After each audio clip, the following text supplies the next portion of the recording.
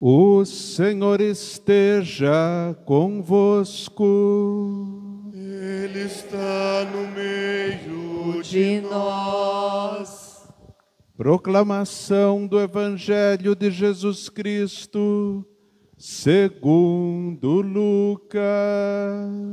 Glória a vós, Senhor.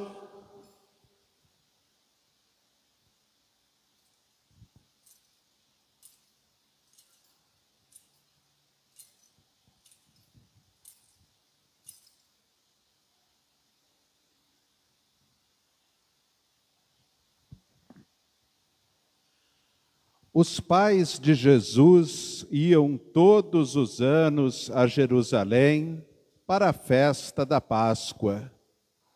Quando ele completou 12 anos, subiram para a festa como de costume. Passados os dias da Páscoa, começaram a viagem de volta.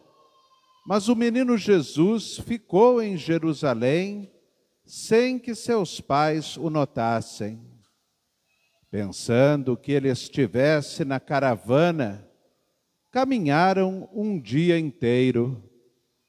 Depois começaram a procurá-lo entre os parentes e conhecidos.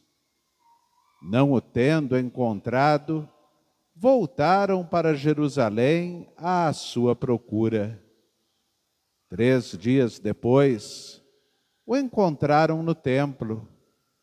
Estava sentado no meio dos mestres, escutando e fazendo perguntas.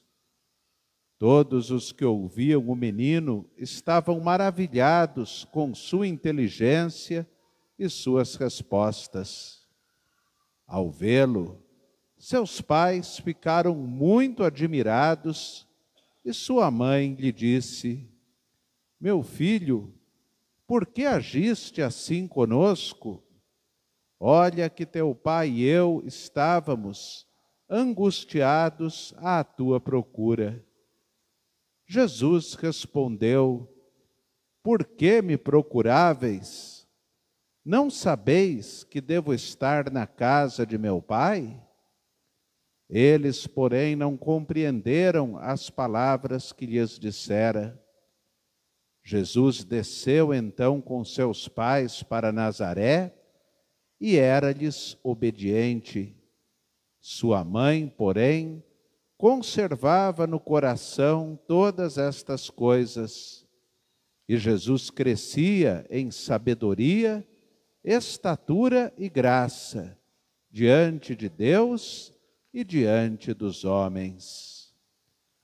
Palavra da salvação. Glória a vós, Senhor.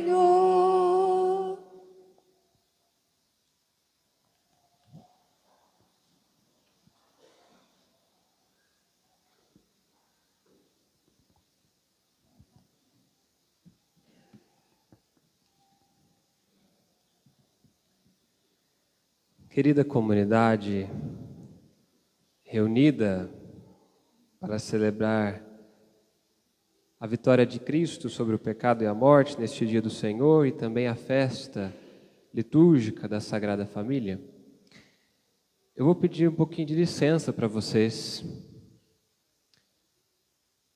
porque hoje eu gostaria de dirigir as palavras ao Padre Luiz Henrique. E se eu fosse fazer uma homilia para vocês e outra para ele, ia ficar muito longo, não é verdade? Mas não se preocupem, tudo que eu vou dizer para ele serve para vocês e serve inclusive para mim também. Querido Padre Luiz Henrique, nosso amigo, é até estranho falar para você, porque você é mais velho que eu em 2 situações, na idade e no ministério. Então eu sinto como se eu estivesse falando para o irmão mais velho, e geralmente é o contrário, né? O mais velho tem mais sabedoria, tem mais coisas para dizer. Mas eu peço que você acolha essas palavras como se você estivesse acolhendo a fala de um irmão mais novo. Você certamente já ouviu tanta coisa boa dos seus irmãos mais velhos. Nós tivemos a oportunidade, eu tive a oportunidade de ouvir contigo a fala do Padre Magela, tão bonita, né, na sua primeira missa, a primeira missa de todas. Eu gostaria que você me escutasse como se estivesse escutando não o irmão mais velho, porque eu não sou, mas o irmão mais novo. Espero que eu tenha algo para dar para você. Da liturgia de hoje, querido amigo, eu retirei 3 coisas que eu acho que são importantes para um padre, embora nós estejamos começando a nossa vida ministerial agora. São importantes para a nossa vida cristã, mas acho que para um padre são ainda mais, talvez.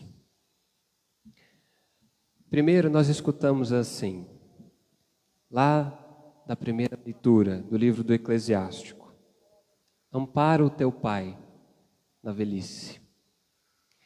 Muito bonito quando a gente escuta isso na Sagrada Escritura, não é? É como se a Sagrada Escritura estivesse dizendo para os pais: olha, cuidem bem dos seus filhos, eles são dons de Deus, são presentes de Deus.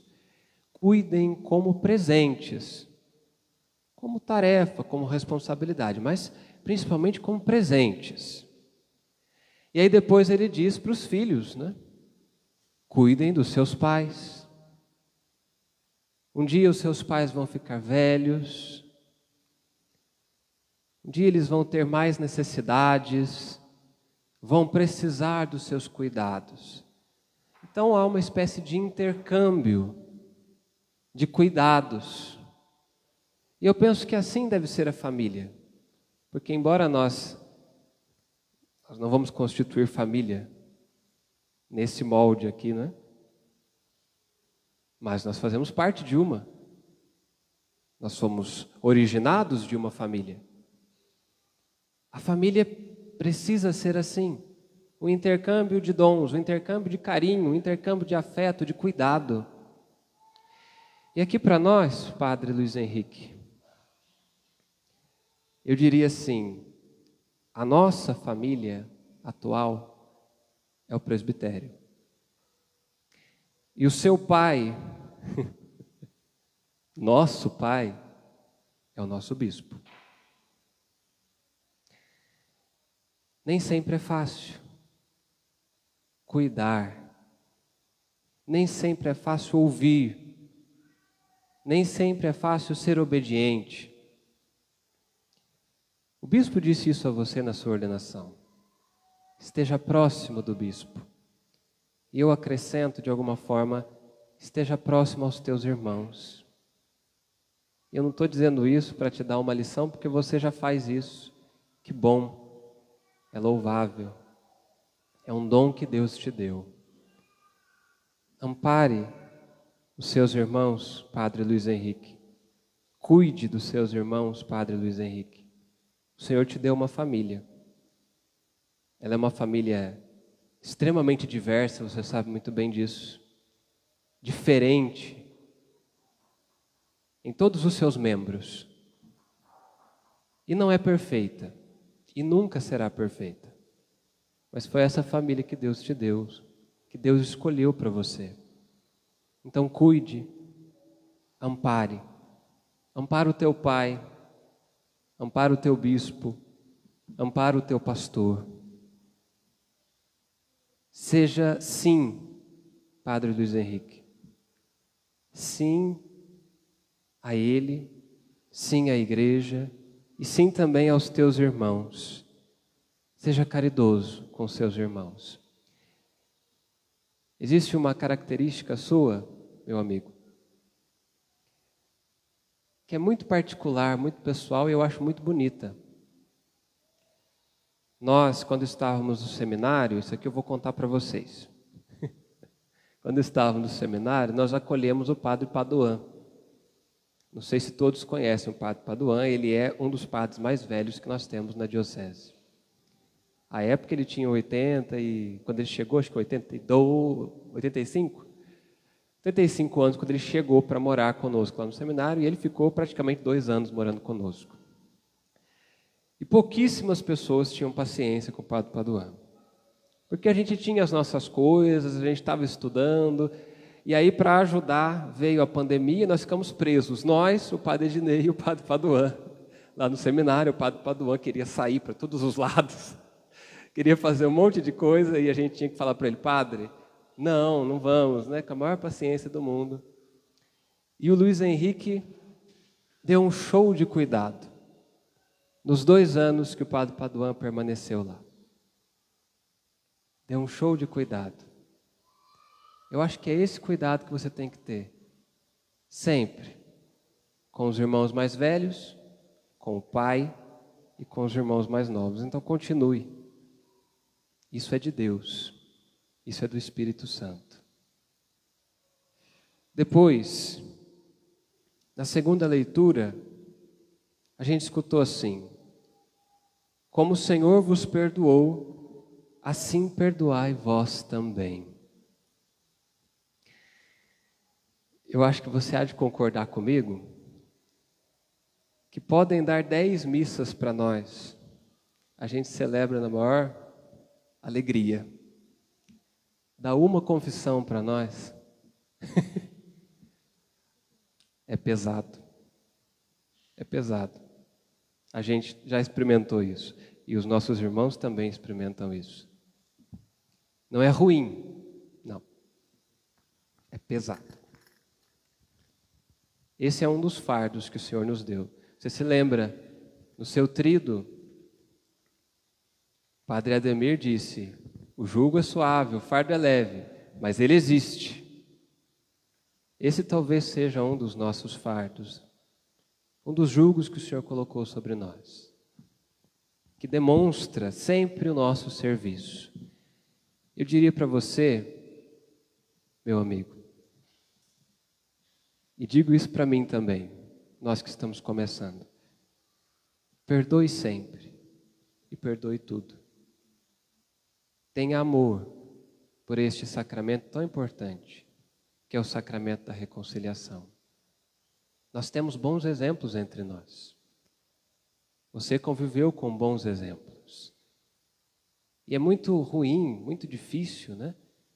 Claro, nas devidas proporções, mas quando a gente chega diante de um sacerdote, e às vezes as pessoas chegam diante de nós desesperadas, a gente sabe identificar, né? Quando a gente chega diante do sacerdote, o sacerdote nos nega o dom do perdão, que não é nosso, é de Deus. Então perdoe. Perdoe não só no sacramento, o que é extremamente importante e vital, mas perdoe também na vida. Nós erramos, Padre. Nós erramos muito. Nós não somos perfeitos. E a ordenação não nos fez melhores. Você sabe disso. Perdoe. Eu agradeço pelo seu ministério.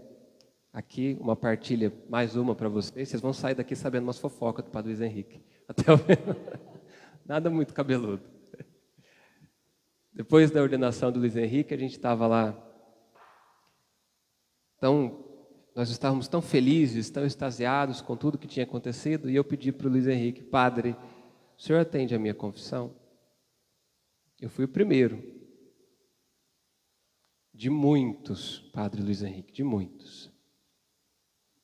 Da mesma forma que o senhor me acolheu naquele dia, o senhor estava cansado, eu também, mas estávamos muito felizes. Da mesma forma como o senhor me acolheu, acolha sempre os seus irmãos. E perdoe. Perdoe as falhas daqueles com quem você mora, com quem você convive. Perdoe as falhas da sua comunidade, como você também não é perfeita. Perdoe sempre. Seja você um grande sacramento, um grande sinal do perdão. O nosso mundo precisa de perdão. Eu tenho certeza que você será esse sacramento. Nosso mundo não precisa de mais peso. As pessoas não precisam de mais peso, de mais culpa. Elas precisam de perdão. Então seja o sacramento do perdão e do amor. A leitura também diz: amai-vos. Né? Amor e perdão andam juntos, sempre. Não tem como amar sem perdoar, não é? Deus nos mostrou isso, nos ensinou isso. Está na hora da gente colocar em prática ministerialmente. Por fim, eu gostaria que nós tomássemos como grande exemplo Nossa Senhora, na leitura do Evangelho que nós ouvimos. Primeiro, eles perderam Jesus. É até estranho pensar que Nossa Senhora e São José perderam Jesus, porque certamente eles eram pessoas muito cuidadosas. Mas aconteceu. Pessoas se perdem, Padre. E às vezes a gente precisa ir atrás delas. Às vezes a gente precisa ir para fora do redil em busca daquelas que se perderam. Não é o caso de Jesus, porque Jesus não estava bem perdido. Mas Nossa Senhora experimentou, e São José também, experimentaram a dor da perda. Então, quando alguém se perder, Padre, sinta como Nossa Senhora e São José a dor. É muito ruim quando a gente perde alguém da nossa comunidade, quando alguém se afasta da comunidade por alguma coisa que aconteceu, por um mal entendido. É muito ruim perder alguém. Cuide das pessoas com esse carinho que Nossa Senhora e São José tinham por Jesus. E vá atrás, quando for necessário, das pessoas que se perderem, porque infelizmente isso vai acontecer. As pessoas vão se perder. E elas vão precisar de um pastor para ir atrás delas. Mas eu queria tomar de Nossa Senhora uma das últimas frases do Evangelho, que eu acho essencial para nós. E com isso eu caminho para o término, para não falar muito, né? Comprei até um relógio, gente.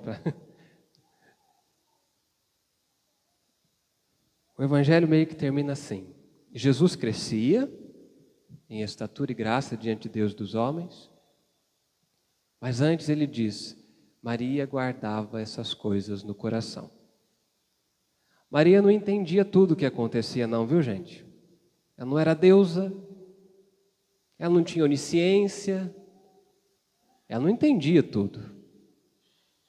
E certamente também não entendeu a cruz logo no começo. Mas foi até o fim, mesmo sem entender. Agora, ela guardava tudo no coração. Um pensamento que eu acho que pode te ajudar e nos ajudar. Às vezes, meu irmão, a gente não vai ter coisa para dizer, não. Diante de alguns mistérios, diante de algumas situações, diante de algumas pessoas, nós precisaremos exercitar o dom do nosso silêncio, como Nossa Senhora, e guardar no coração.